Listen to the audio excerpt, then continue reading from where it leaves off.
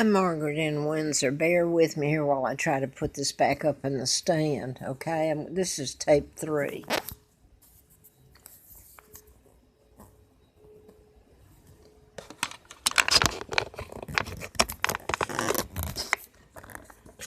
Okay, I hope that goes. I'd hate to spend time doing this and the tape be empty when I get through.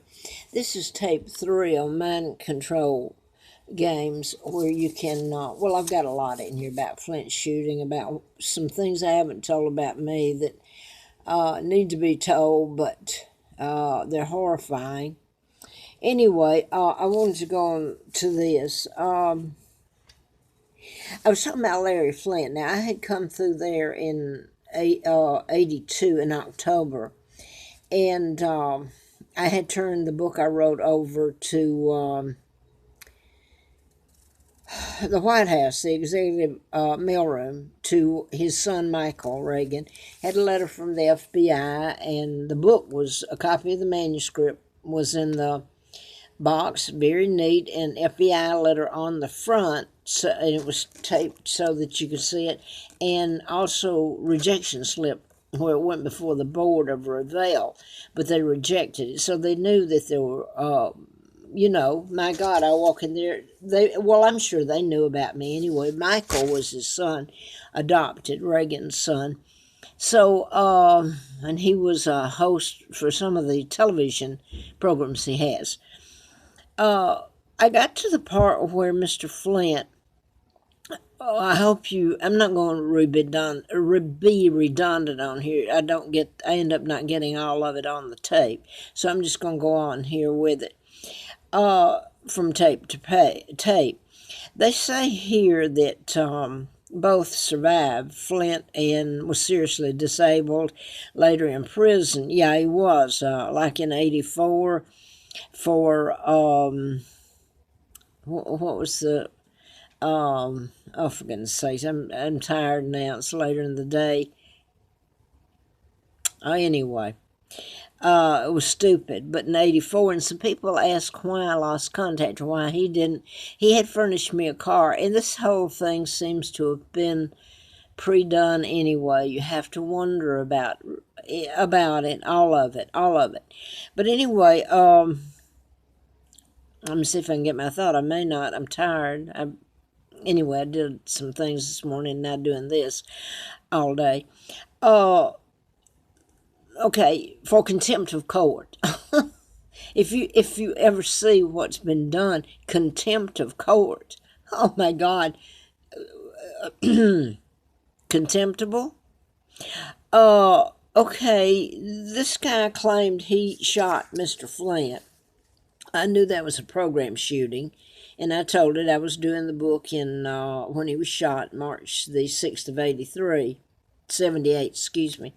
So in 83, I'm skipping when I was almost killed. I've told that again, and a lot of the stuff. I was out there in the campaign when Larry McDonald, the U.S. Congressman, was on the KAL, or supposed to be, when he was shot down because by the Soviets, or Russia, because it went into the airspace 10 miles in, which was odd itself. You can do this with mind control. You pre-program or you don't have to pre-program him. If you got a chip in him, and it's done with microwaves, or what am I trying to say? I better quit because I'm tired now. Anyway, I'm going to try to get this up. I was going to tell about Lawrenceville, though, where he was shot. And remember, I said this was done in patterns, and I didn't just pick it up. What I've told is true. I was taken to Lawrence County, Alabama, so the Larry or Lawrence has been used in a lot of this.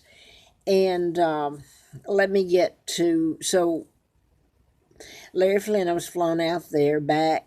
He furnished me a car.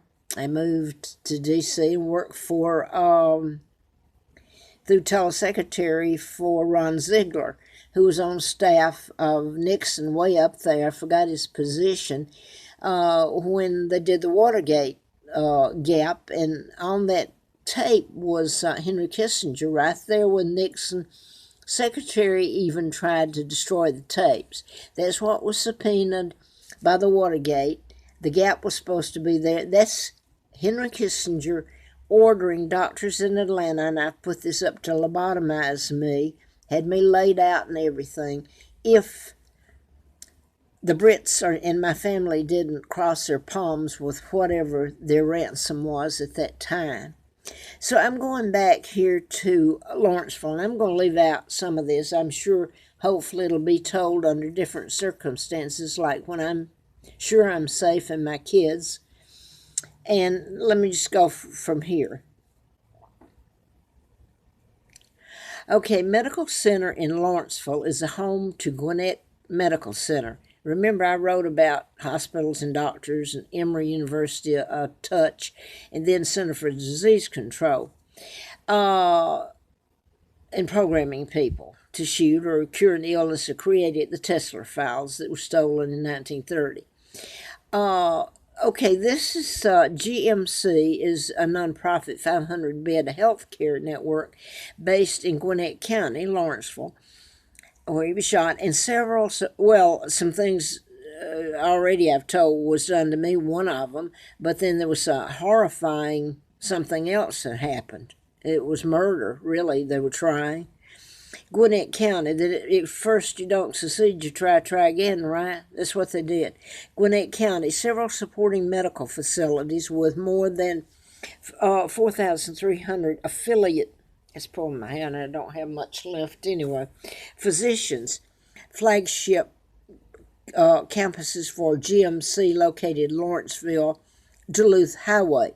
So here you see, if you go after some of these groups, some of these hospitals and all this, look at how many employees, if you were to close them or have them taken down, would lose their jobs.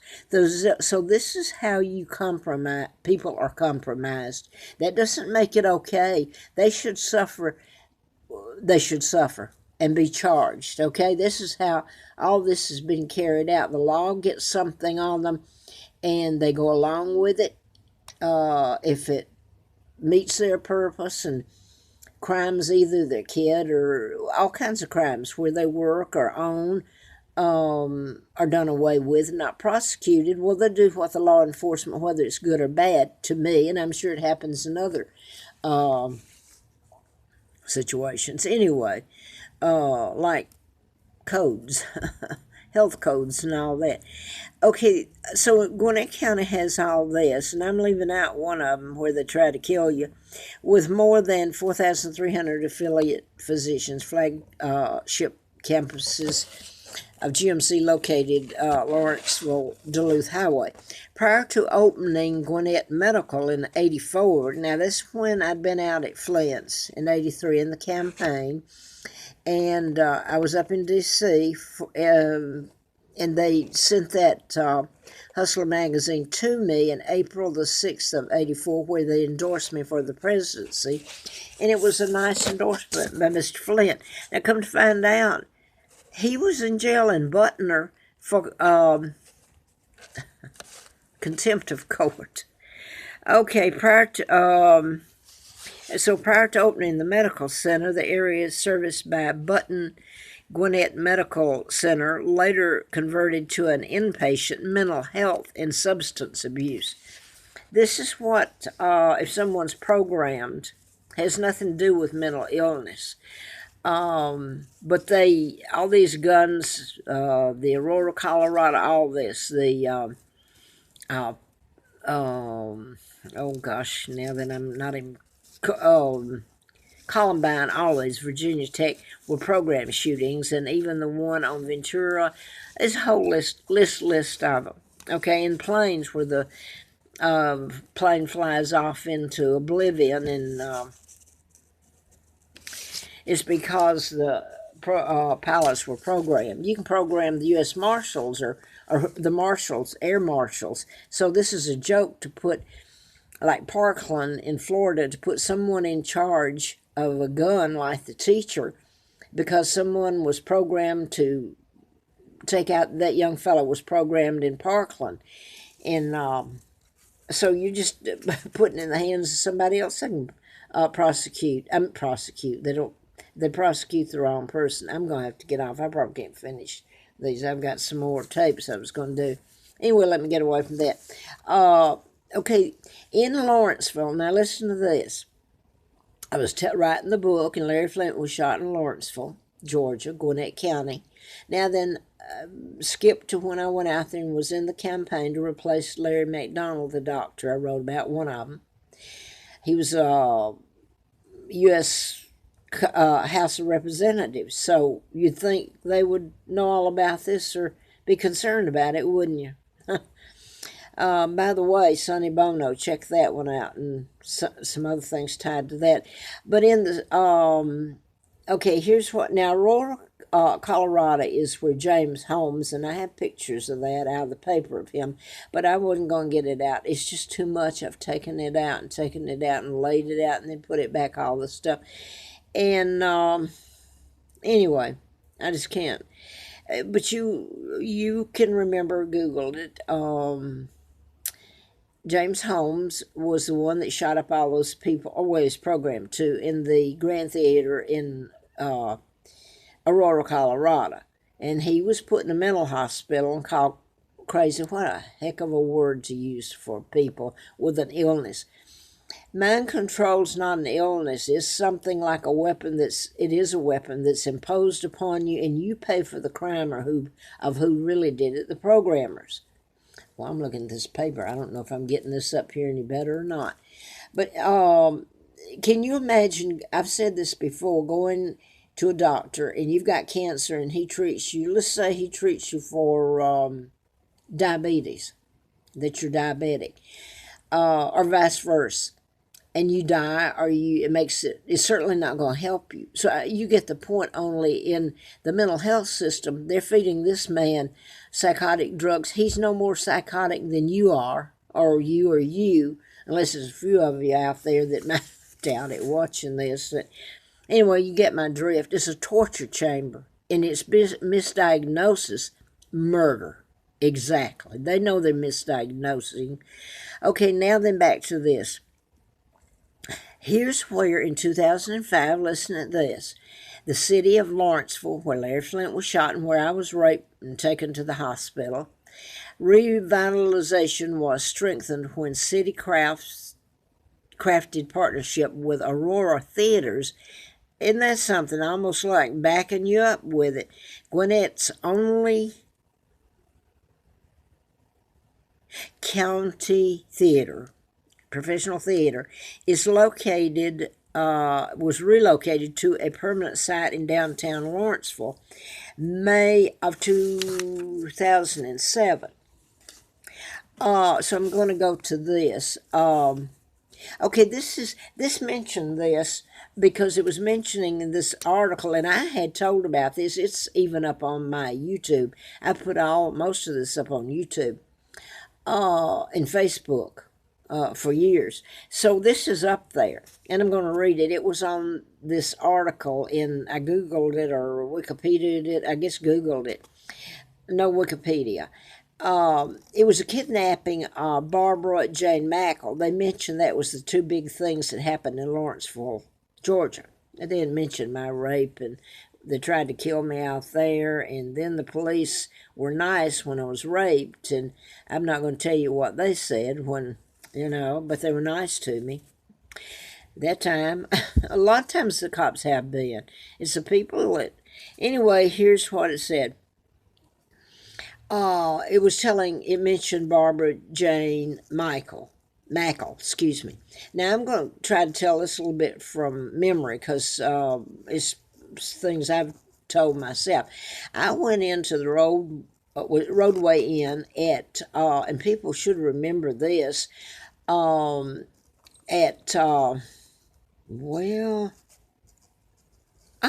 can't forget this. I lived there. I'm getting tired. Lenox Square out in Atlanta.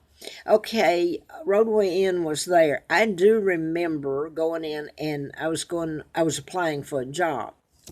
I'm not even looking in this. I'm looking down here, and I bet it's not going. I was applying for a job.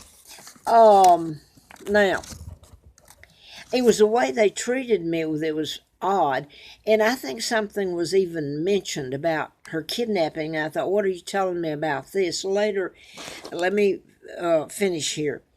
She was kidnapped right there, just a couple of doors from where I was interviewing in the motel. Her mother tried to help her. She went to the door. The daughter, she was going to Emory. I'm much better if I by memory than trying to read it. Emory College, Emory University, and her mother had come up. They were from Miami, and I know this that I have read it. I know for a fact back then they deleted it from here. Said her father was into real estate development.